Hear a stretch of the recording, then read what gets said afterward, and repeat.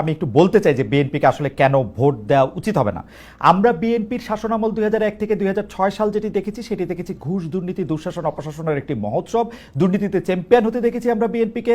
10টা কষ্টের প্রবেশ দেখেছি, বিরোধী দলের নেতার সমাবেশে গ্রেনেড হামলা দেখেছি, তত্ত্বাবধায়ক সরকার ব্যবস্থা ধ্বংস করে একজন মাত্র বিচারককে প্রধান বিচারপতি এবং তত্ত্বাবধায়ক সরকার ব্যবস্থা প্রধান রাখার জন্য সংবিধান পরিবর্তন করতে দেখেছি।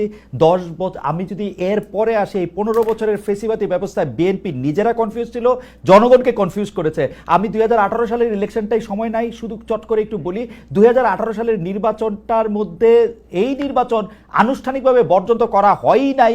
সেই নির্বাচনে কারচুপি সম্পূর্ণভাবে নিশ্চিত হওয়ার পর বিএনপি তার সংসদ সদস্য 6 জন বা 5 জনকে শপথ নিতে পাঠিয়েছে এবং মহিলা সদস্য আসলে কোটাটাও নিয়েছে। তারেক সাহেবের কথা যদি বলি, আমরা দেখেছি তারেক সাহেব এই সময়ের মধ্যে সবচেয়ে ভালো ভালো কথাগুলি বলতেছেন, সে কথা সত্য, কিন্তু তার কথা যে কেউ শুনতেছেন না সেটি হচ্ছে যে তারেক সাহেবের দলের লোকেরাই তার কথা শুনতেছেন না।